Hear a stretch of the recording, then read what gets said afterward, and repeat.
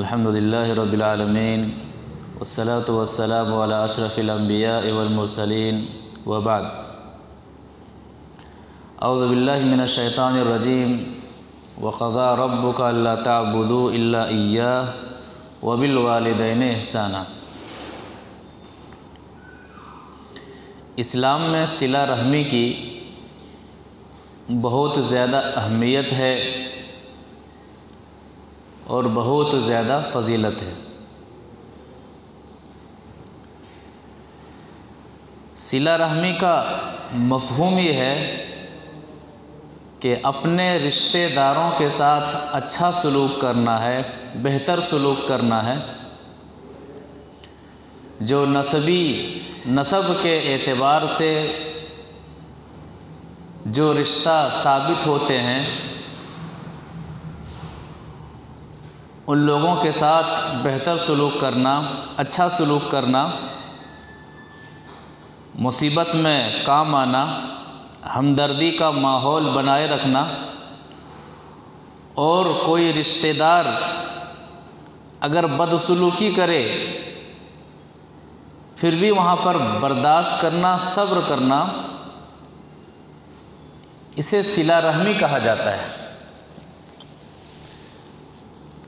رشتہ دار چاہے وہ وراثت میں حقدار ہیں یا پھر نہیں ہیں، وہ محرم ہو کہ غیر محرم ہو، نسب کے اعتبار سے جو بھی رشتے ہیں ان رشتہ داروں کے ساتھ اچھا سلوک کرنے کا نام صلہ رحمی ہے۔ شریعت اسلامیہ کے اندر صلہ رحمی کی بہت زیادہ اہمیت ہے۔ اللہ کے رسول صلی اللہ علیہ وسلم کی احادیث کو سامنے رکھتے ہوئے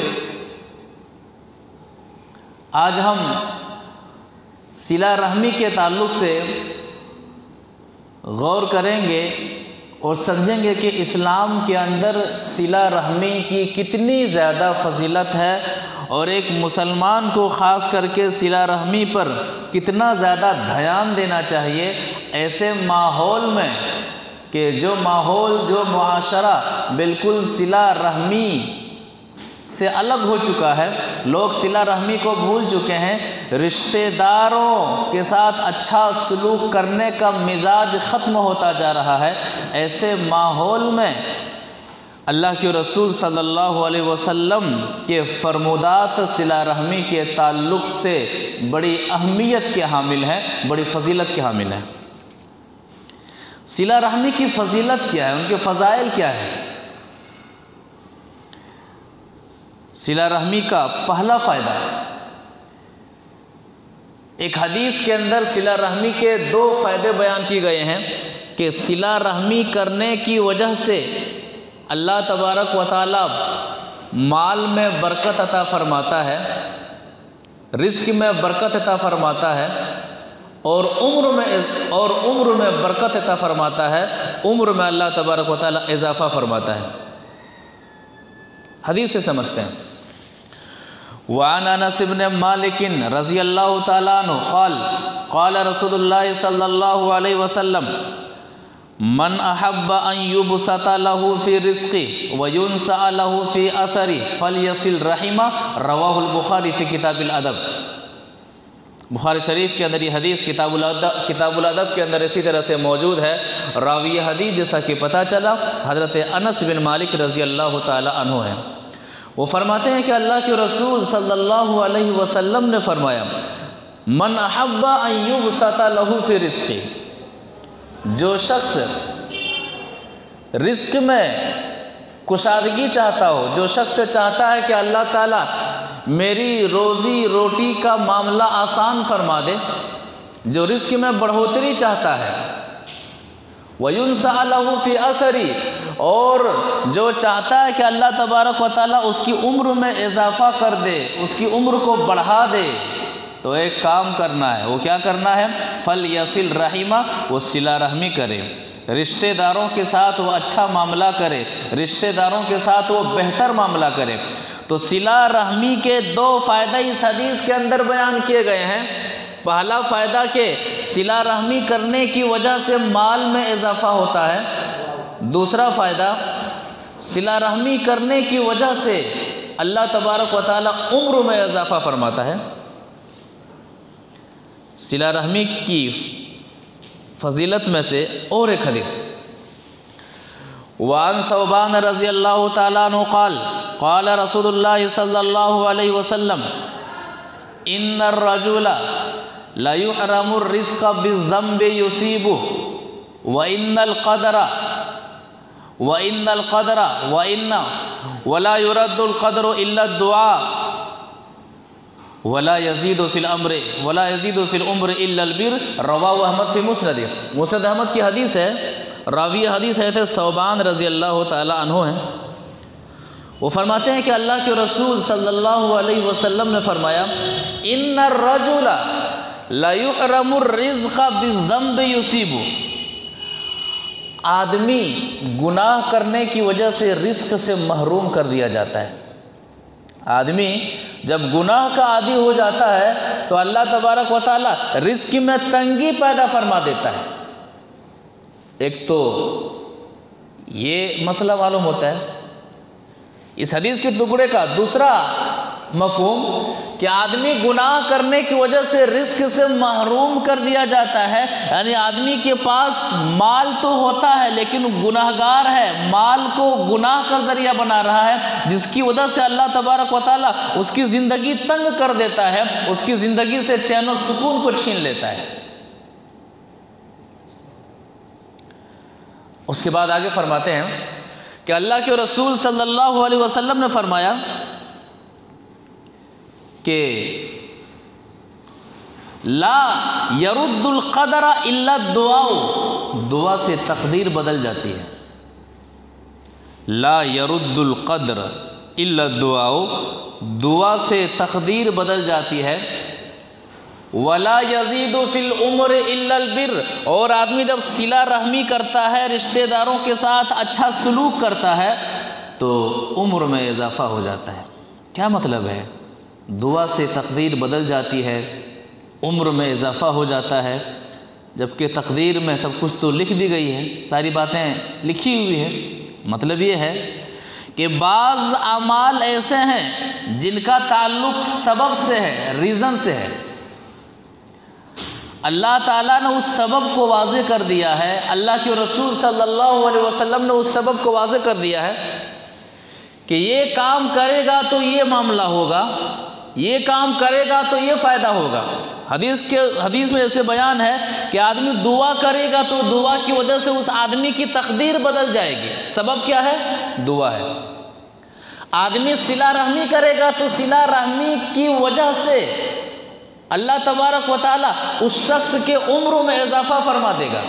وہ رب کو پتہ ہے یہ بندہ کیا کرے گا نہیں کرے گا، لیکن بندوں کے لیے یہ سبب داخل کر دیا کہ یہ اچھا عمل پانے کا یہ سبب ہے اور برا عمل پانے کا یہ سبب ہے. لہذا واضح حدیث کر دیتی ہے کہ دعا سے تقدیر بدلتی ہے اور صلہ رحمی کرنے سے عمر میں اضافہ ہوتا ہے. اب وہ آدمی دعا کرے گا کہ نہیں کرے گا اللہ جانتا ہے، وہ آدمی صلہ رحمی کرے گا کہ نہیں کرے گا اللہ جانتا ہے.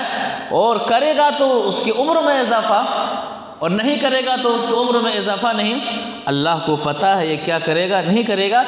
اللہ تعالیٰ نے ایک سبب کو رکھ دیا ہے، ایک ریزن کو رکھ دیا ہے. یہ اسباب ہے عمر کے اضافے کے، یہ اسباب ہے تقدیر میں تبدیلی کے. جبکہ اللہ کو پتہ ہے یہ بندہ دعا کرتا ہے کہ نہیں کرتا ہے، یہ بندہ صلہ رحمی کرتا ہے کہ صلہ رحمی نہیں کرتا ہے. اسی طرح سے ایک دوسری تشریح کہ عمر میں اللہ تعالیٰ صلہ رحمی کرنے کی وجہ سے اضافہ فرما دیتا ہے. یعنی عمر مختصر ہوتی ہے لیکن اس عمر کے اندر نیکیوں کی بہت زیادہ اللہ تعالیٰ توفیق دیتا ہے. اس سے زیادہ عمر والے جو نیکیاں نہیں کر پاتے ہیں، اس سے کم عمر والے صلہ رحمی کرنے کی وجہ سے اللہ تعالیٰ نیکیوں کی توفیق دیتا ہے، برائیوں سے بچنے کی توفیق دیتا ہے، وقت کو اللہ کی راہ میں لگانے کی توفیق دیتا ہے. تو لہٰذا کم عمر میں یہ اس قدر نیکیاں کر لیتا ہے کہ اس سے زیادہ عمر والے اس قدر نیکیاں نہیں کر پاتے. تو صلہ رحمی کی ایک فضیلت یہ ہے کہ صلہ رحمی کرنے کی وجہ سے اللہ تبارک و تعالی رزق میں کشادگی عطا فرماتا ہے، عمر میں اضافہ فرماتا ہے۔ صلہ رحمی کرنے کا دوسرا فائدہ کہ صلہ رحمی اللہ کی رحمت کو کھینچ لاتی ہے۔ جو شخص رشتہ داروں سے جڑے رہنے کا جذبہ رکھتا ہے، ان کے ساتھ احسان کرنے کا جذبہ رکھتا ہے، ان کی خیر و عافیت پوچھنے کا اور جاننے کا جذبہ رکھتا ہے، تو صلہ رحمی کرنے کا دوسرا فائدہ یہ ہے کہ ایسا شخص اللہ کی رحمت سے جڑا رہتا ہے، کیونکہ صلہ رحمی کا جو تعلق ہے وہ رحمان سے بڑا گہرا ہے۔ صلہ رحمی کرنا گویا کہ رحمان سے جڑے رہنا ہے، اور رشتہ داروں کو کاٹنا، رشتہ داروں کو اپنے سے دور کرنا اللہ کی رحمت سے گویا کہ دور ہونا ہے۔ ایک حدیث سے اس کو سمجھتے ہیں۔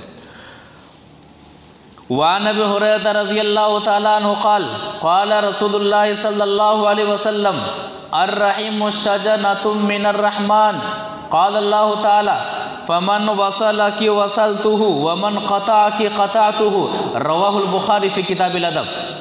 بخاری شریف کے اندر یہ حدیث اسی طرح سے موجود ہے۔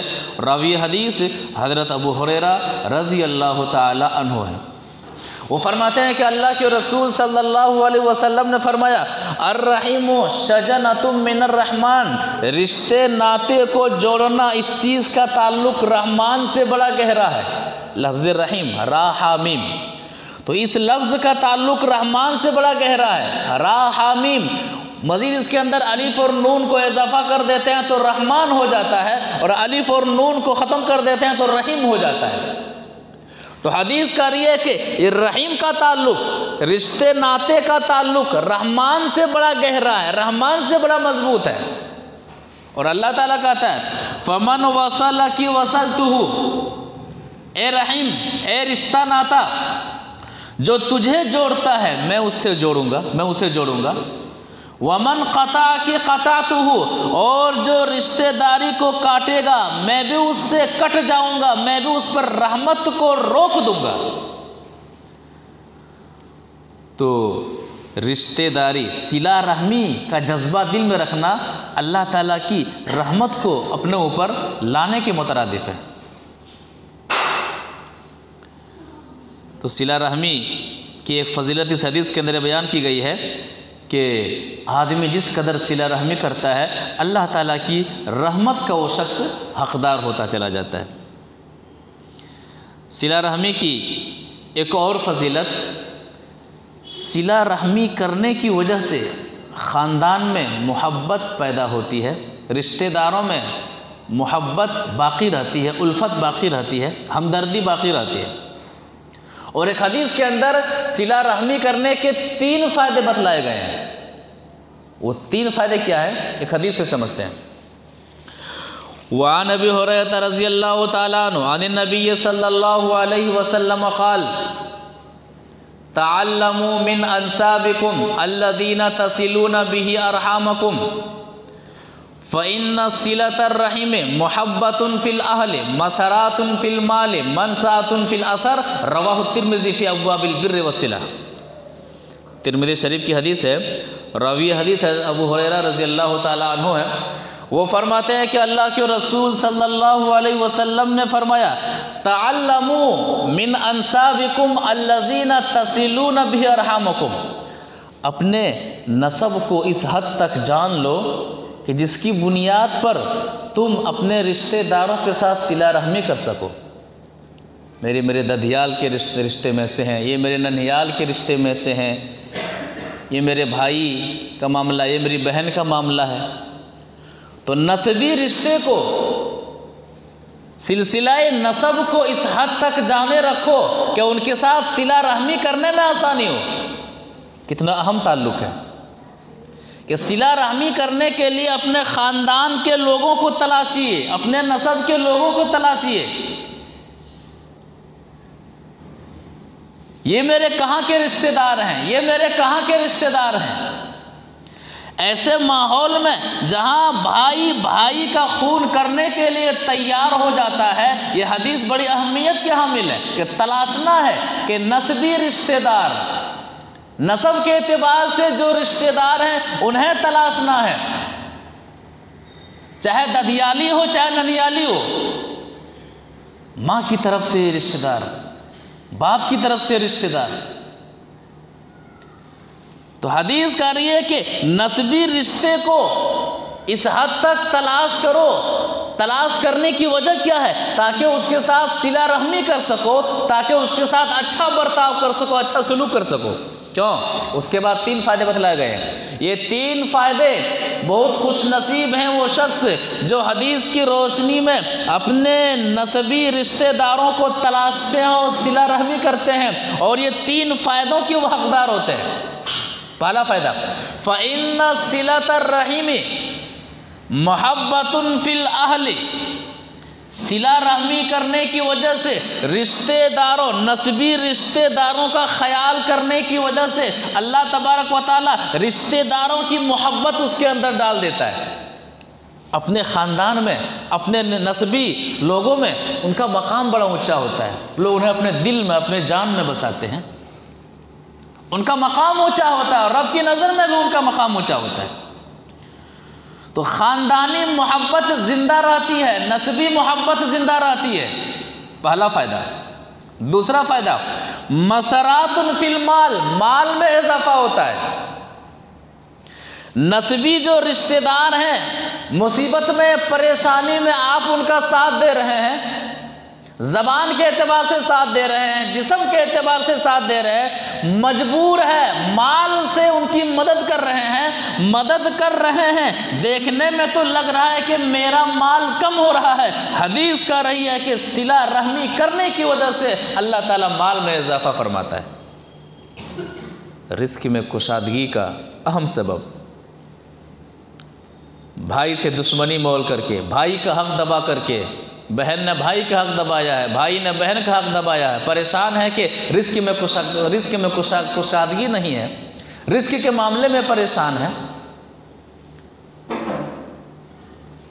نسبی رشتہ دار دوسرے نسبی رشتہ دار کو دبانے میں لگا ہوا ہے، اور پھر کہتے ہیں کہ رزق کے معاملے میں پریشان ہے۔ پریشانی کی وجہ یہ ہے کہ صلہ رحمی کا جذبہ ہمارے دل سے نکلتا جا رہا ہے، نسبی رشتہ داروں کو جوڑنے کا جذبہ ہمارے دل میں نہیں ہے۔ رزق کے معاملے میں اگر ہم پریشان ہیں تو جہاں بہت سارے اسباب ہو سکتے ہیں، ان میں سے ایک اہم سبب کہ رشتوں کو کاٹنے کا جذبہ ہمارے اندر ہے، رشتوں کو جوڑنے کا جذبہ ہمارے اندر نہیں ہے۔ مسرات فی المال، صلہ رحمی کرنے کی وجہ سے مال میں اضافہ ہوتا ہے۔ تیسرا فائدہ، منسعۃ فی الاثر، صلہ رحمی کرنے کی وجہ سے عمر میں اضافہ ہوتا ہے، اللہ تعالیٰ زیادہ سے زیادہ ان سے کام لیتا ہے۔ آدمی مر بھی جاتا ہے لیکن ان کی نیک نامی زندہ رہتی ہے، لوگ اسے اپنے دلوں میں زندہ رکھتے ہیں، اپنے زبانوں میں ان کا تذکرہ کر کے انہیں زندہ رکھتے ہیں۔ بہت سارے ایسے لوگ ہوتے ہیں زندہ رہنے کے باوجود بھی ان کا نام کوئی زبان پر لینا نہیں چاہتا ہے، ان کا تذکرہ نہیں کرنا چاہتا ہے۔ بہت سارے ایسے لوگ ہیں جو دنیا چھوڑ کر چلے جاتے ہیں لیکن محفلوں میں ان کا تذکرہ ہوتا ہے، ان کی نیک نامی کا تذکرہ ہوتا ہے، ان کے لیے دعائیں نکلتی ہیں۔ یہ مطلب ہے منسعۃ فی الاثر۔ تو صلہ رحمی کے 3 فائدے، پہلا فائدہ کہ رشتہ داروں میں، نسبی رشتہ داروں میں محبت عام ہوتی ہے، محبت زندہ رہتی ہے۔ دوسرا فائدہ مال میں اضافہ ہوتا ہے، اور تیسرا فائدہ عمر میں اضافہ ہوتا ہے۔ صلہ رحمی کا تعلق ایمان سے ہے، جی بڑا گہرا تعلق ہے صلہ رحمی کا۔ نسبی رشتہ داروں کے ساتھ اچھا سلوک کرنے کا تعلق ایمان سے ہے، زبان سے نہیں، دل سے ہے۔ کیا مطلب ہے کہ صلہ رحمی کرنے والا ایمان کی گواہی دے رہا ہے، ایمان کی نشانی بازی کر رہا ہے، اور رشتہ داروں کے ساتھ اچھا سلوک نہیں کرنے والا گویا کہ وہ ایمان کا زبانی دعوے دار ہے۔ کتنے ایسے لوگ ہیں جو مسجد میں آ کر کے سجدوں میں جنت تلاشتے ہیں، لیکن اپنے رشتہ داروں میں اپنے خاندانوں اپنے رشتہ داروں کی زندگیوں کو اپنے خاندان والوں کی زندگیوں کو جہنم بنائے ہوئے ہیں۔ حقوق العباد کا بڑا گہرا معاملہ ہے۔ کتنے ایسے نمازی ہیں جو جہنم میں جائیں گے قیامت کے روز صرف حقوق العباد ادا نہ کرنے کی وجہ سے۔ کتنے ایسے نمازی ہیں، کتنے ایسے حاجی ہیں، کتنے ایسے قرآن و حدیث کے دعوے دار ہیں جو قیامت کے روز محض اس بنا پر جہنم میں جائیں گے کہ دنیا میں ان کا معاملہ صلہ رحمی کے ساتھ اچھا نہیں تھا، نسبی رشتہ داروں کے ساتھ اچھا نہیں تھا، بندوں کے ساتھ اچھا نہیں تھا۔ صلہ رحمی کا تعلق ایمان سے، ایک حدیث سے سمجھتے ہیں۔ حدیث وعن ابی ہریرہ رضی اللہ تعالی عنہ عن النبی صلی اللہ علیہ وسلم قال من كان يؤمن بالله واليوم الآخر فليكرم ضيفه ومن كان يؤمن بالله واليوم الآخر فليصل رحمه ومن كان يؤمن بالله واليوم الآخر فليقل خيرا او ليصمت رواه البخاری فی کتاب الادب۔ بخاری شریف کے اندر یہ حدیث کتاب الادب میں اسی طرح سے موجود ہے۔ راوی حدیث جیسا کہ پتہ چلا حضرت ابو ہریرہ رضی اللہ تعالیٰ عنہ فرماتے ہیں کہ اللہ کے رسول صلی اللہ علیہ وسلم نے فرمایا من کان یؤمن باللہ والیوم الآخر، جو اللہ پر ایمان لاتا ہو، آخرت کے دن پر ایمان لاتا ہو، فلیکرم ضیفہ، مہمان کی عزت کرے، مہمان کی تکریم کرے۔ کھلانا الگ بات ہے، عزت کرنا الگ بات ہے۔ مہمان کی عزت، ان کی تکریم، ان کی عزت نفس کا خیال کرنا، پتہ چلا کہ مہمان نوازی کا جذبہ یہ ایمان میں سے ہے۔ دوسرا معاملہ فرماتے ہیں کہ وَمَنْ كَانَ يُؤْمِنُ بِاللَّهِ وَالْيَوْمِ الْآخِرِ فَلْيَصِلْ رَحِمَهُ، جو اللہ پر ایمان لاتا ہو، آخرت کے دن پر ایمان لاتا ہو، فَلْيَصِلْ رَحِمَهُ، وہ صلہ رحمی کرے، نسبی رشتہ داروں کے ساتھ اچھا معاملہ کرے، اچھا سلوک کرے، چاہے زبانی معاملہ ہو، چاہے بدنی معاملہ ہو، چاہے مالی معاملہ ہو، نسبی رشتہ داروں کے ساتھ وہ باعث خیر بن کر کے رہے، باعث شر بن کر کے نہ رہے۔ ایمان کا معاملہ ہے۔ صلہ رحمی کا معاملہ ہی، صلہ رحمی کا مفہوم ہی ہم نے شروع میں واضح کیا ہے کہ وہ رشتہ دار جو نسب سے ثابت ہوتے ہوں، نسبی رشتہ دار، چاہے وہ ددیال سے ہو چاہے وہ ننیال سے ہو۔ اس کے بعد فرماتے ہیں وَمَنْ كَانَ يُؤْمِنُ بِاللَّهِ وَالْيَوْمِ الْآخِرِ فَلْيَقُلْ خَيْرًا أَوْ لِيَصْمُتْ، جو اللہ پر ایمان لاتا ہو، آخرت کے دن پر ایمان لاتا ہو، زبان کھولے تو اچھی بات بولنے کے لیے کھولے، ورنہ چپ رہے۔ زبان کا تعلق ایمان سے ہے۔ زبان صدیوں کی نیکیاں زبان پل بھر میں برباد کر دیتی ہیں اگر زبان کا استعمال صحیح نہ ہو تو۔ یہ غیبت، یہ چغلی، یہ بہتان، یہ الزام، یہ سب سارے کے سارے کیا گناہ کبیرہ ہیں۔ عورتیں کیا ہیں؟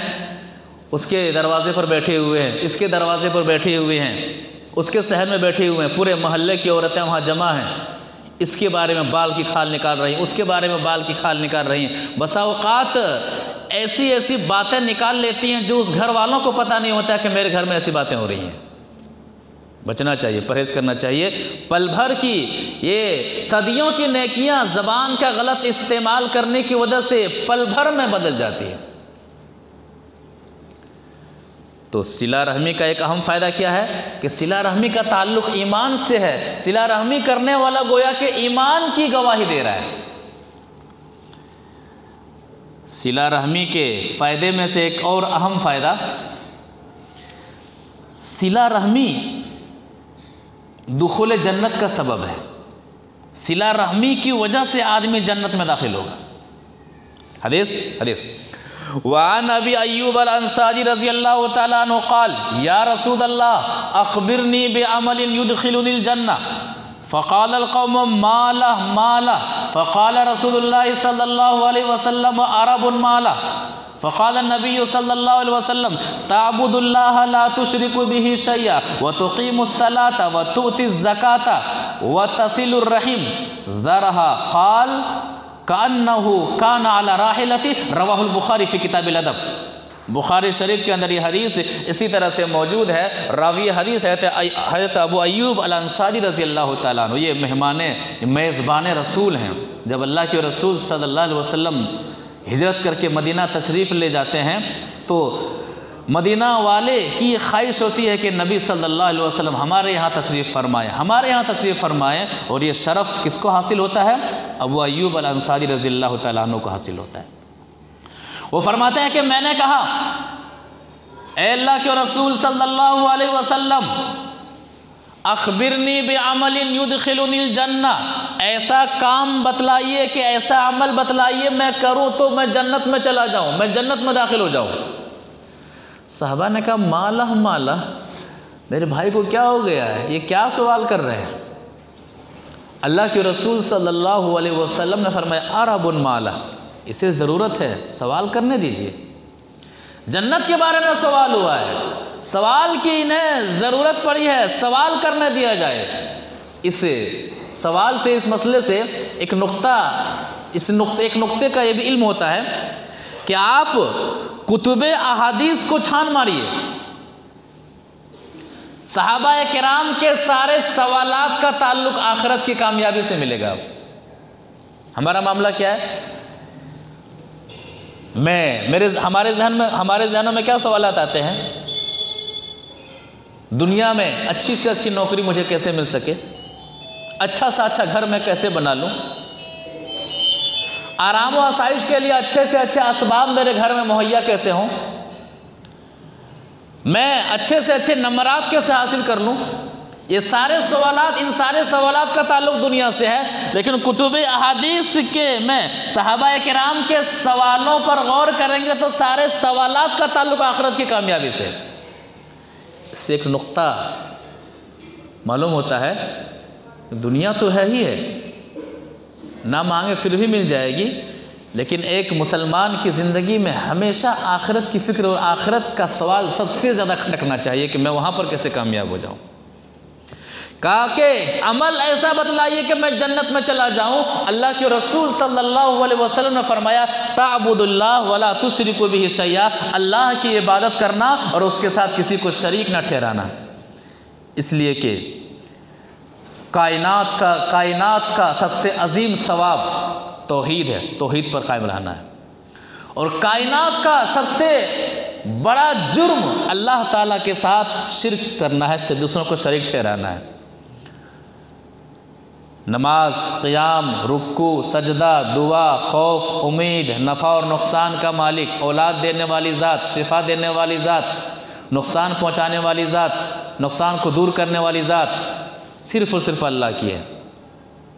اس میں کسی مخلوق کو شامل کر دینا، چاہے وہ زندہ مخلوق ہو چاہے وہ مردہ مخلوق ہو، انہیں پیر بنا کر کے، انہیں مرشد بنا کر کے کسی قبر والے سے لو لگانا، کسی زندہ شخص کے سامنے یہ ساری مجبوریاں رکھنا، اسی کا نام شرک ہے۔ اور یہ عقیدہ لے کر کے کوئی شخص مر جاتا ہے، ہمیشہ کے لیے اس کا ٹھکانہ جہنم ہوگا، چاہے وہ دنیا میں کتنوں بھی بڑا نیک عمل کرنے والا کیوں نہ تھا، اس کی زندگی میں شرک تھا، حالت شرک میں وفات ہو جائے تو ہمیشہ کے لیے ٹھکانہ جہنم ہے۔ تو تعبد اللہ لا تشرک بہ شیئا، اللہ کی عبادت کرنا اور عبادت الہی میں کسی کو شریک نہ ٹھہرانا، وَتُقِيمُ الصَّلَاةَ، نماز قائم کرنا، وَتُؤْتِي الزَّكَاةَ، زکوٰۃ دینا، وَتَصِلُ الرَّحِيمَ، اور صلہ رحمی کرنا۔ اس کے اندر جنت میں داخل ہونے کا سوال کیا گیا ہے، اور نبی صلی اللہ علیہ وسلم 4 باتیں بتلاتے ہیں: اللہ کی عبادت کرنا، شرک نہیں کرنا، دوسری بات نماز قائم کرنا، تیسری بات زکوٰۃ دینا، چوتھی بات صلہ رحمی کرنا۔ لہذا حدیث واضح کر رہی ہے کہ صلہ رحمی ایک ایسا عمل ہے جس کی بنیاد پر آدمی جنت میں جا سکتا ہے، لہذا دخول جنت کے اسباب میں سے ایک اہم سبب کہ صلہ رحمی کرنے کی وجہ سے آدمی جنت کا حقدار بن جاتا ہے۔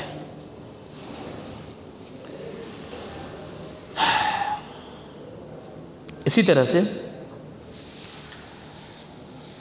صلہ رحمی اللہ تعالیٰ کا محبوب عمل ہے، اللہ تعالیٰ کی نظر میں بہت ہی پسندیدہ عمل ہے۔ نسبی رشتہ داروں کا خیال کرنا، انہیں جوڑے رکھنا، انہیں تھامے رکھنا اللہ تعالیٰ کے نزدیک بڑا محبوب عمل ہے، اور جب آدمی محبوب عمل کرتا ہے تو عمل کرنے والا بھی اللہ کی نظر میں محبوب ہو جاتا ہے۔ ایک عام سی بات ہے، جس طرح سے آدمی برا عمل کرتا ہے تو برا عمل کرنے کی وجہ سے عمل کرنے والا بھی برا ہو جاتا ہے، اسی طرح سے آدمی جب اللہ تعالیٰ کا پسندیدہ عمل کرتا ہے تو پسندیدہ عمل کرنے والا بھی اللہ تعالیٰ کا پسندیدہ بندہ بن جاتا ہے۔ ایک حدیث سے سمجھتے ہیں اس کو۔ وعن رجل من خثعم قال اتيت النبي صلى الله عليه وسلم وهو في نفر من اصحابه فقلت انت الذي تزعم انك رسول الله قال نعم قال فقلت يا رسول الله اي الاعمال احب الى الله قال ايمان بالله قال قلت يا رسول الله ثم ما قال ثم صلة الرحم قال قلت يا رسول الله ثم ما قال ثم الامر بالمعروف والنهي عن المنكر قال قلت يا رسول الله وابغض الاعمال واي الاعمال ابغض الى الله فقال رسول الله صلى الله عليه وسلم الاشراك بالله قال قلت يا رسول الله ثم ما قال ثم قطيعة الرحم قال قلت يا رسول الله ثم ما قال ثم الامر بالمنكر والنهي عن المعروف رواه ابو يعلى باسناد جيد۔ ابو يعلى کے اندر یہ حدیث امام ابو یعلا نے اس حدیث کی روایت کیا ہے، اور شیخ البانی رحمہ اللہ نے اس حدیث کو صحیح الترغیب کے اندر جگہ دی ہے، حدیث صحیح ہے۔ راوی حدیث قبیلہ خثعم کے ایک شخص ہیں، ایک صحابی ہیں۔ وہ کہتے ہیں کہ میں اللہ کے رسول صلی اللہ علیہ وسلم کے پاس آیا، کہا کہ آپ ہی ہیں جو نبی ہونے کا دعویٰ کرتے ہیں؟ کہا ہاں میں ہی نبی ہوں، میں ہی رسول ہوں۔ تو کہا کہ اے اللہ کے رسول صلی اللہ علیہ وسلم، چند سوالات ہیں۔ ای الاعمال احب الی اللہ، اللہ تعالیٰ کو کون کون سے اعمال محبوب ہیں، پسندیدہ ہیں، پسند ہیں؟ اللہ کے رسول صلی اللہ علیہ وسلم نے جواب دیا ایمان باللہ، اللہ پر ایمان لانا۔ سب سے اہم پونجی کیا ہے؟ ایمان، ہدایت۔ جتنی ساری دولتیں ملی ہیں، یہ آنکھ ہے، یہ ناک ہے، یہ کان ہے، یہ مضبوط جسم ہے، یہ مال ہے، یہ دولت ہے، یہ اولاد ہے، یہ بیوی ہیں، یہ بچے ہیں، یہ فلاں ہیں، فلاں ہیں، دنیا میں جتنی ساری دولتیں ہیں ان تمام دولتوں میں سب سے اہم دولت ایمان ہے، ہدایت ہے۔ جسے ہدایت مل گئی ہے اسے اور کوئی چیز اگر دنیاوی چیز نہ ملی ہو تو اسے کبھی بھی مغموم نہیں ہونا چاہیے، رنجیدہ اور کبیدہ خاطر نہیں ہونا چاہیے کہ میرے اندر فلاں چیز نہیں ہے۔ آپ کے اندر سب سے بڑی دولت کو اللہ تعالیٰ نے آپ کے دل میں پیوست کر دیا ہے، ایمان ہے، کیونکہ مرنے کے بعد کامیابی کا جو سب سے اہم راز ہے وہ کیا ہے؟ ایمان ہے۔ ایمان ہے تو قبر میں آپ کامیاب ہیں، ایمان ہے تو حشر میں آپ کامیاب ہیں، ایمان ہے تو جنت آپ کا انتظار کر رہی ہے، ایمان ہے تو جہنم میں اللہ تعالیٰ آپ کو داخل نہیں کرے گا۔ ایمان باللہ، اللہ پر ایمان، اسے ہم توحید کہتے ہیں، اسے ہم ہدایت کہتے ہیں۔ کہتے ہیں اے اللہ کے رسول صلی اللہ علیہ وسلم ثم ما، ایمان کے بعد کون سا عمل اللہ کو محبوب ہے؟ کہتے ہیں صلۃ الرحم، صلہ رحمی کرنا۔ غور کرنے والی بات ہے، ایمان سب سے افضل عمل ایمان، اور ایمان کے بعد جب دوسرا سوال کیا جاتا ہے کہ محبوب عمل کون سا ہے تو فوراً صلہ رحمی کا جواب آتا ہے، اور صلہ رحمی کا تعلق کس سے ہے؟ بندوں سے۔ لوگ بندوں کا دل دکھا کر کے جنت میں جانا چاہتے ہیں، پاسبل نہیں ہے۔ صلہ رحمی، نسبی رشتہ داروں کا خیال کرنا، رشتے کو جوڑے رکھنا، صلۃ الرحم، صلہ رحمی کرنا، رشتوں کے ساتھ، رشتہ داروں کے ساتھ اچھا سلوک کرنا ہے۔ کہتے ثم ما یا رسول اللہ، اے اللہ کے رسول صلی اللہ علیہ وسلم پھر کون سا عمل؟ تب آپ فرماتے ہیں الامر بالمعروف والنہی عن المنکر، اچھی باتوں کا حکم دینا اور بری باتوں سے روکنا، بری باتوں سے روکنا۔ ایک مسلمان کو چاہے مرد ہو چاہے عورت ہو، انہیں ایک داعیانہ زندگی گزارنی چاہیے۔ قرآن و حدیث کی جو بھی باتیں، جتنی بھی باتیں جانتے ہیں، ان باتوں کی آپ مبلغ ہوں، بتانے والے ہوں۔ اسی کو کہتے ہیں اچھے کاموں کو حکم دینا، برے کاموں سے روکنا۔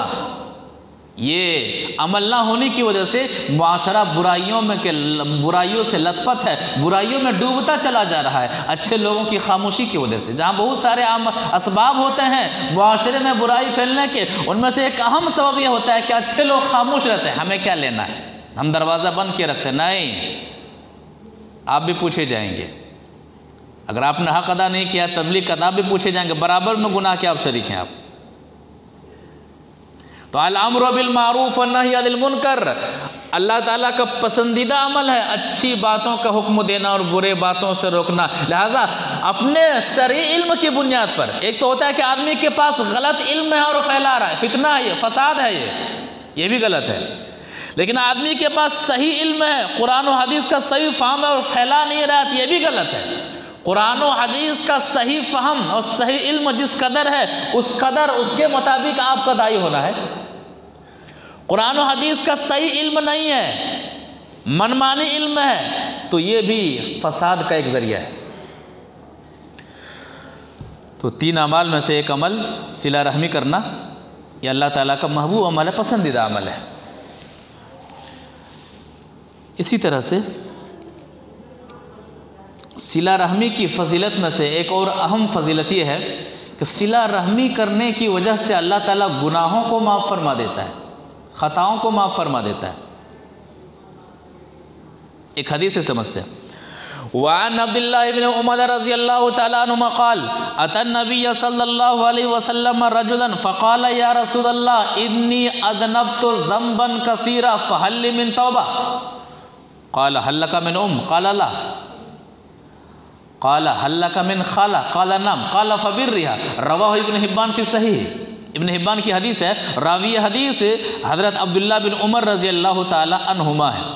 وہ فرماتے ہیں کہ اللہ کے رسول صلی اللہ علیہ وسلم نے فرمایا، اللہ کے رسول صلی اللہ علیہ وسلم کے پاس ایک صحابی آتے ہیں، کہتے ہیں اللہ کے رسول صلی اللہ علیہ وسلم بہت بڑا گناہ ہو گیا ہے، بہت بڑا جرم ہو گیا ہے۔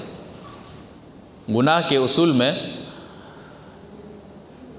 یہ اصول ہے کہ گناہ کبیرہ کے لیے توبہ شرط ہے، اور جو گناہ صغیرہ ہوتے ہیں نیکیاں کرنے کی وجہ سے خود بخود وہ مٹا دیے جاتے ہیں۔ یہ گناہوں کے مٹنے کے اصول ہیں۔ تو کہتے ہیں کہ میں نے بہت بڑا جرم کیا ہے، کیا میرے لیے فہل لی من توبہ، توبہ کا دروازہ کھلا ہوا ہے؟ آپ صلی اللہ علیہ وسلم فرماتے ہیں حل لک من تمہاری ماں زندہ ہیں؟ کہتے ہیں لا، نہیں، ماں زندہ نہیں ہے۔ کہتے ہیں حل لک من خالہ، کیا تمہاری خالہ زندہ ہیں؟ کہتے ہیں ہاں۔ کہتے ہیں فبرھا، اپنی خالہ کے ساتھ اچھا سلوک کرو۔ ماں زندہ نہیں ہے تو خالہ کے ساتھ اچھا سلوک کرو۔ خالہ ماں کی طرح ہوتی ہیں، الخالۃ بمنزلۃ الام حدیث میں کہا گیا ہے کہ خالہ کا وہی مقام ہے جو ماں کا مقام ہے۔ جس طرح سے چچا باپ کی طرح ہوتا ہے، باپ کا کے تئیں جو عزت و احترام کا معاملہ ہے، چچا کے تئیں بھی وہی عزت و احترام کا معاملہ ہونا چاہیے۔ اسی طرح سے خالہ کا بھی وہی مقام ہے جو ماں کا مقام ہے۔ تو حدیث کر یہ فبرھا، اپنی خالہ کے ساتھ اچھا سلوک کر۔ صلہ رحمی دیکھیے، رشتوں کے ساتھ اچھا سلوک کرنے کے فائدے میں سے ایک اہم فائدہ کہ آدمی گناہگار ہو تو صلہ رحمی کرنے کی وجہ سے اللہ تعالیٰ ان کے گناہوں کو معاف فرما دیتا ہے، ان کی خطاؤں کو معاف فرما دیتا ہے۔ تو صلہ رحمی کی وجہ سے اللہ تعالیٰ گناہوں کو معاف فرماتا ہے۔ اچھا، نسبی رشتہ داروں میں صدقہ کرنا اور غیر نسبی رشتہ داروں میں صدقہ کرنا، دونوں کے ثواب میں بھی فرق ہے۔ جی، جو آپ کے خاندانی رشتہ دار ہیں، آپ انہیں صدقہ کر رہے ہیں تو آپ کو 2 نیکیاں ہیں، اور جو غیر نسبی رشتہ دار ہیں ان پر آپ صدقہ کر رہے ہیں تو 1 نیکی ہے۔ نیکیوں میں بھی فرق ہے کہ عام لوگوں کے ساتھ اچھا سلوک کر رہے ہیں تو عام لوگوں کے ساتھ اچھا سلوک کرنے میں جتنا ثواب ہے تو نسبی رشتہ داروں کے ساتھ اچھا سلوک کرنے میں ڈبل ثواب ہے۔ حدیث وعن سلمان بن عامر الضبی رضی اللہ تعالیٰ عنہ قال قال رسول اللہ صلی اللہ علیہ وسلم الصدقۃ علی المسکین صدقۃ وعلی ذی القرابۃ اثنتان صدقۃ وصلۃ، رواہ ابن ماجہ فی ابواب الزکاۃ۔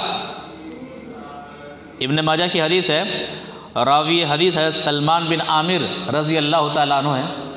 وہ فرماتے ہیں کہ اللہ کے رسول صلی اللہ علیہ وسلم نے فرمایا الصدقۃ علی المسکین صدقۃ، مسکین پر صدقہ کرنا ایک صدقہ ہے، ایک صدقے کا جو بھی ثواب ملنا ثواب ملے گا۔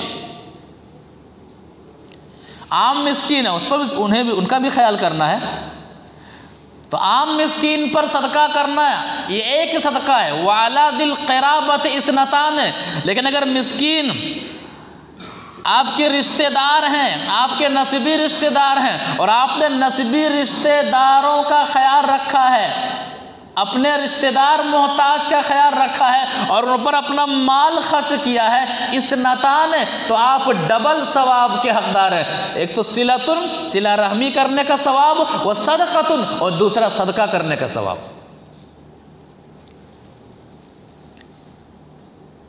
چچا دوا کے لیے ترس رہے ہیں، صدقات و خیرات کے پیسے دوسرے جگہ پر دوسرے گاؤں میں بھیج رہے ہیں، بہن پریشان ہے، پھوپھی پریشان ہے، دادا پریشان ہے، اپنے نسبی رشتہ دار پریشان ہیں، صدقات و خیرات خوب کھول کر کے کر رہے ہیں، عام لوگوں میں خوب واہ واہی ہو رہی ہے، لیکن اپنے لوگ اپنے کے لیے ترس رہے ہیں، ان کی کوئی پرواہ نہیں۔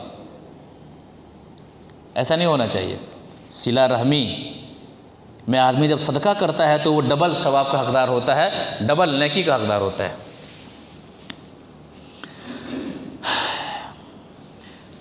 صلہ رحمی کے سب سے اہم حقدار کون ہوتے ہیں؟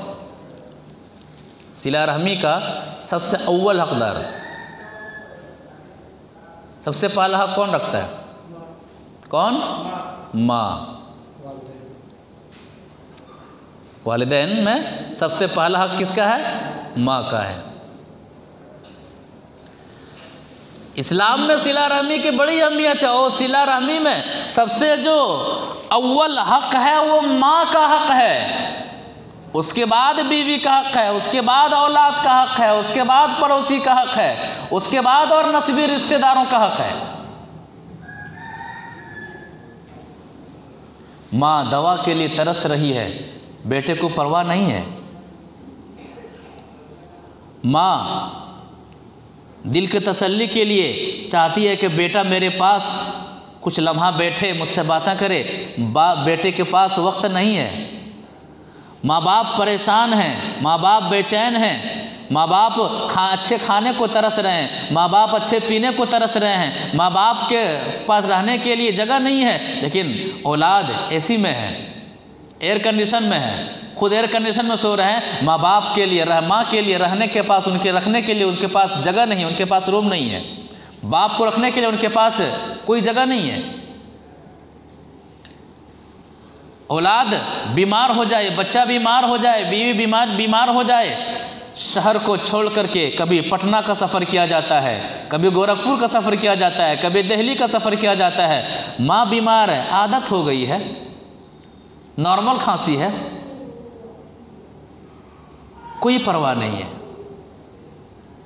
کوئی پرواہ نہیں ہے۔ اللہ نے مال سے نوازا ہے، دولت سے نوازا ہے۔ کتنے ایسے گھرانے ہیں ماں باپ اولاد کی صلہ رحمی کے لیے ترس جاتے ہیں، اور جب مرتے ہیں تو ماں باپ کے نام پر، تیجا کے نام پر، کل کے نام پر، فاتحہ کے نام پر دوسروں کو بریانی کھلا رہے ہیں، دوسروں کو مرغا مسلم کھلا رہے ہیں، دوسروں کو فروٹ کھلا رہے ہیں۔ ارے یہی بریانی ماں باپ کی زندگی میں ماں باپ کو کھلا دیے ہوتے، یہی فروٹ، یہی پھل، یہی اچھی چیزیں اپنی ماں باپ کو کھلانے میں اپنا پیسہ صرف کرتے تو اچھا ہوتا، صلہ رحمی کا معاملہ ہوتا۔ یہ ڈھونگ ہے، خرافات ہے، بدعات ہے، دکھاوا ہے، اس کے علاوہ کچھ بھی نہیں ہے۔ ماں بوڑھی ہے، باپ بوڑھا ہے،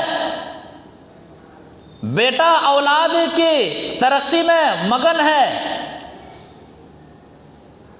بیوی کا دم چھلا بنا ہوا ہے،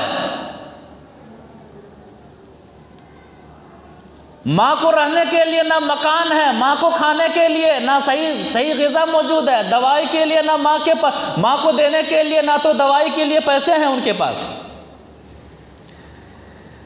ماں کو رہنے کے لیے ان کے پاس گھر نہیں ہے۔ میری ماں میرے گھر سے کب نکلے؟ کتنے ایسے ہیں، 2 بیٹے ہیں 3 بیٹے ہیں، باری ختم ہو گئی، لے جاؤ، کیا ہے، لے جاؤ، میرے پاس دقتیں ہو رہی ہیں، میرے بچے پریشان کر رہے ہیں، میری بیوی پریشان کر رہی ہیں، ماں کو لے جاؤ، ماں کو سلانے کے لیے میرے پاس گھر نہیں ہے، خود سونے کے لیے کمرے کے اندر اے سی موجود ہے، کولر موجود ہے، پنکھا موجود ہے، ماں کو سلانے کے لیے روم موجود نہیں ہے۔ اس دھرتی کے اوپر اور آسمان کے نیچے اس سے بد نصیب اولاد نہیں ہو سکتی ہے۔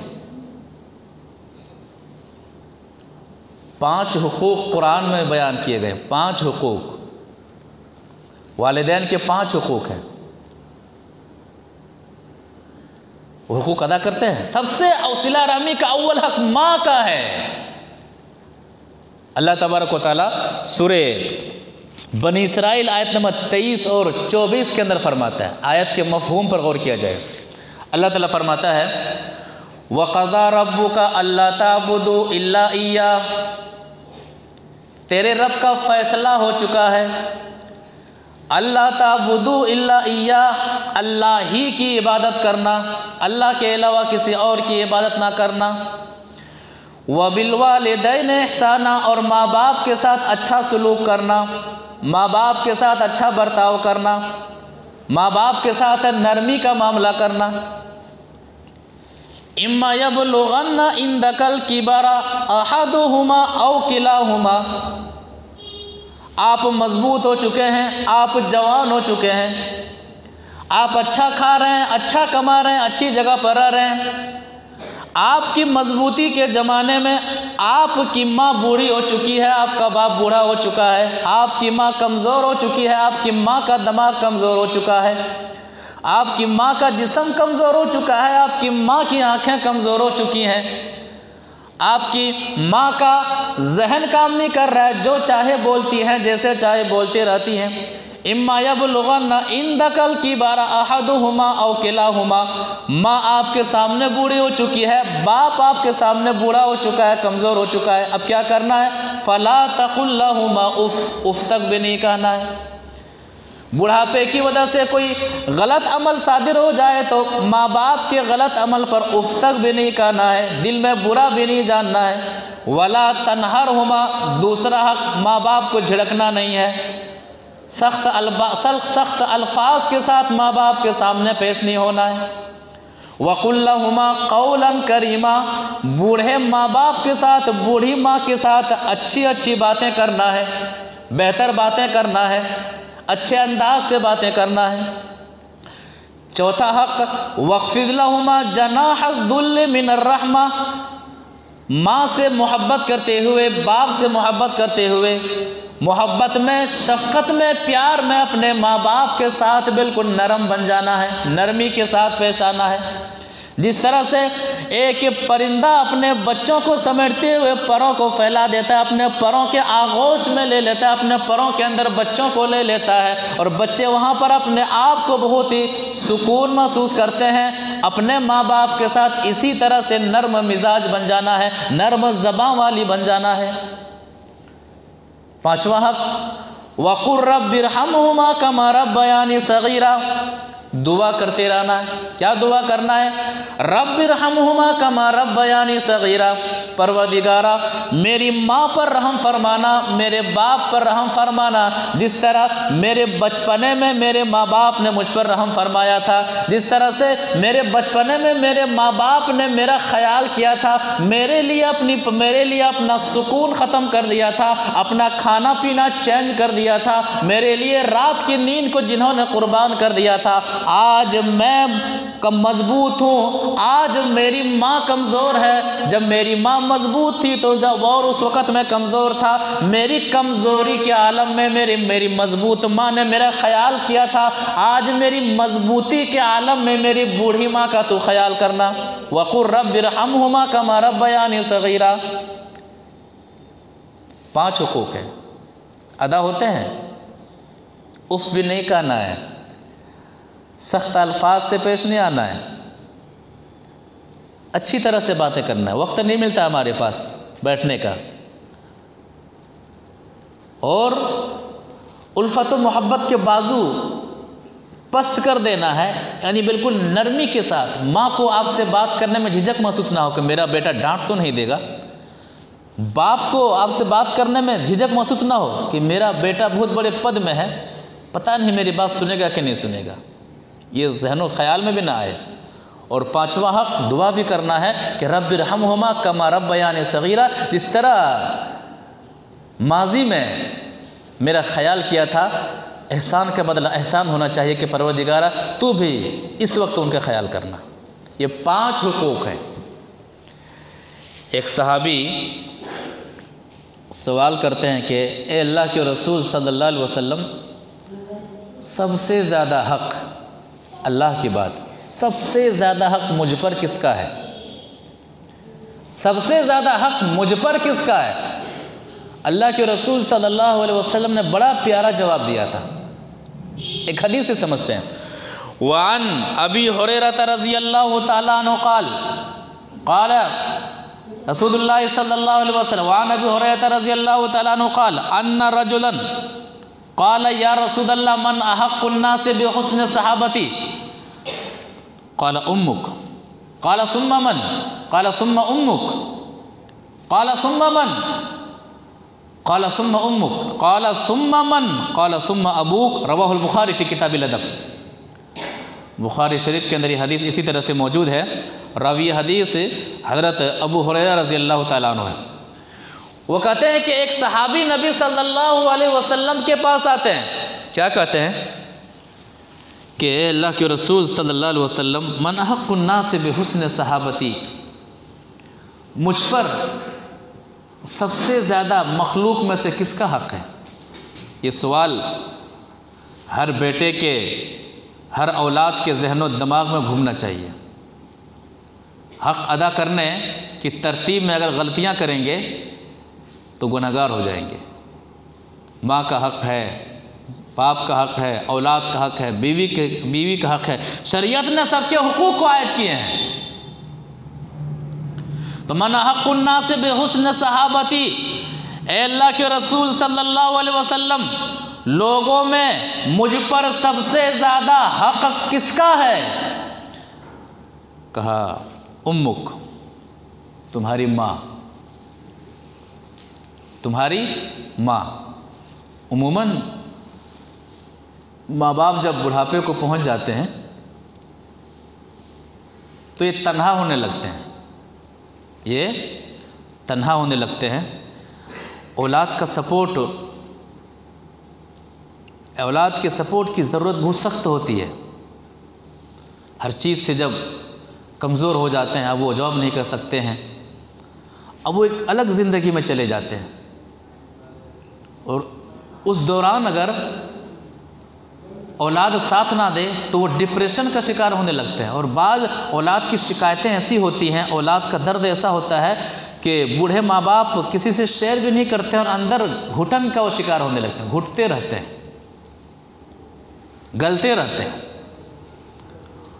اور اگر دونوں میں سے کسی ایک کا انتقال ہو جائے، ماں کا انتقال ہو جائے تو باپ تنہا ہو جاتا ہے، اور باپ کا انتقال ہو جائے تو ماں تنہا ہو جاتی ہے۔ اس وقت اور ماں تنہا محسوس کرتی ہے اور باپ تنہا محسوس کرتا ہے۔ اس کیفیت میں اولاد کی ضرورت سب سے زیادہ ہوتی ہے۔ اور اگر اولاد ساتھ نہ دے پھر بھی ماں بہت یاد کرتی ہے، اور اولاد ساتھ دے پھر بھی بہت یاد کرتی ہے۔ ساتھ دے تو میں نے بیٹے کو بہت پیار اور لاڈ سے پالا تھا، آج میری اولاد میرا کام آ رہی ہے، اس بچے کے لیے میں نے کیا نہیں کیا تھا، اپنا یہ بیچ دیا تھا، وہ بیچ دیا تھا، یہ پریشانی کا زمانہ تھا، وہ پریشانی کا زمانہ تھا، یہ تکلیفیں اٹھائی تھی۔ اللہ کا شکر ہے کہ میرا بیٹا آج اس عمر میں میرا ساتھ دے رہا ہے۔ اور اگر بیٹا ساتھ نہ دے پھر بھی وہ چیزیں یاد رہتی ہیں، اسی دن کے لیے میں نے بیٹے کو، وہ یاد کرتی ہیں، اتنے لاڈ پیار سے ایسا کیا تھا، ویسا کیا تھا، یہ تکلیفیں اٹھائی تھی، وہ تکلیفیں اٹھائی، اور آج میرا بیٹا میرا ساتھ نہیں دے رہا ہے۔ میں تنہا محسوس کر رہی ہوں، بہت تنہا محسوس کرتی ہے اس وقت. اسی لیے قرآن نے جو حقوق دیے ہیں بہت اہم حقوق ہیں. اور حدیث کہ من حق الناس بحسن صحابتی، ماں باپ کے پاس بیٹھنے کے لیے وقت دیا کیجیے. لاکھ آپ مصروف ہیں لیکن وقت دیجیے. گھر میں ہیں، ماں کے پاس بیٹھیے، باپ کے پاس بیٹھیے، ان سے اپنی دلی چیزوں کو شیئر کیجیے، مشورے لیجیے، ان کو نکما مت سمجھیے. یہ وہ درخت ہیں کہ جب یہ چلے جاتے ہیں نا، اور جب گھر میں صرف دھوپ ہی دھوپ آتی ہے، پریشانیوں کی دھوپ، مصیبتوں کی دھوپ، کوئی مشورہ دینے والا نہیں ہوتا ہے، اس وقت بہت یاد آتے ہیں. جانے کے بعد بہت یاد آتے ہیں. تو سب سے زیادہ حسن سلوک کا حقدار کون ہے؟ کہتا ہے امک، تمہاری ماں. کہتا ہے ثم من، اے اللہ کے رسول صلی اللہ علیہ وسلم پھر میں کس کے ساتھ سب سے زیادہ اچھا برتاؤ کروں؟ کہا امک، پھر تمہاری ماں. صحابی نے ایک سوال اور کیا، کہا ثم من، پھر میں کس کے ساتھ اچھا سلوک کروں؟ کہا امک، پھر تمہاری ماں. 3 مرتبہ سوال کیا گیا، تینوں جواب تھا تمہاری ماں، تمہاری ماں، تمہاری ماں سب سے زیادہ تم سے حسن سلوک کا حق رکھتی ہے. چوتھی مرتبہ سوال کیا ثم من، تب کہا ثم ابوک، پھر تمہارے باپ. تو حسن سلوک کا سب سے زیادہ حقدار کون ہے؟ ماں، اس کے بعد سے باپ ہیں.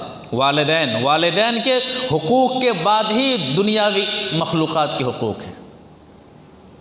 ماں باپ کے حقوق کے بعد ہی دیگر کے حقوق ہیں. کوئی شخص ماں باپ کا حق ادا نہیں کر رہا ہے، بہت بڑا جرم کر رہا ہے، وہ بہت بڑا مجرم ہے، وہ بدنصیب اولاد ہے. دنیاوی اعتبار سے بھی اور اخروی اعتبار سے وہ شخص اللہ تعالیٰ کی رحمت سے دور ہے. تو اسلام میں صلہ رحمی کی بہت زیادہ اہمیت ہے، اور صلہ رحمی میں سب سے اول مقام جو ہے وہ ماں کا ہے، اس کے بعد سے باپ کا ہے. آج کا یہ درس دور حاضر و آج کے دور کے اعتبار سے بڑی ہی اہمیت کے حامل ہے، جہاں پر لوگوں میں اس قدر دنیا بسی ہوئی ہے، اس قدر خود غرضی آ گئی ہے کہ ماں کا خیال نہیں ہے، باپ کا خیال نہیں ہے، چچا کا خیال نہیں ہے، بھائی کا خیال نہیں ہے، پھوپھی کا خیال نہیں ہے، بہن کا خیال نہیں ہے، خالہ کا خیال نہیں ہے، خونی رشتہ داروں کا خیال نہیں ہے. آدمی اس قدر دنیا میں مگن ہے، لگتا ہے کہ اسے مرنا ہی نہیں ہے. اس قدر دنیا میں آدمی دنیا بسانے میں لگا ہوا ہے کہ حلال و حرام کی تمیز کو کھو بیٹھا ہے، لوٹ کھسوٹ پر اتر آیا ہے. کوئی چچا کو قتل کر دے رہا ہے، کوئی بھائی کو قتل کر دے رہا ہے، کوئی بہن کا حق دبایا ہوا ہے، کوئی بھائی کا حق دبایا ہوا ہے. وجہ کیا ہے؟ صلہ رحمی کی اہمیت زندگی میں نہ ہونا، اللہ تعالیٰ کا خوف زندگی میں نہ ہونا، قبر کی دہشت زندگی میں نہ ہونا، میدان محشر کی عدالت کا خوف زندگی میں نہ ہونا، جہنم کا خوف زندگی میں نہ ہونا، جنت میں جانے کا عملی شوق زندگی میں نہ ہونا. دعا کرتے ہیں کہ اللہ تبارک و تعالیٰ ہمیں صلہ رحمی کی فضیلت کو جانتے ہوئے عمل کرنے کی توفیق عطا فرمائے، اور عملی طور پر ماحول کو بدلنے کے لیے عملی طور پر خود ہم میں سے ہر شخص کو اپنے رشتہ داروں کے ساتھ اچھا سلوک کرنے کی توفیق عطا فرمائے، بہتر سلوک کرنے کی توفیق عطا فرمائے. آمین یا رب العالمین.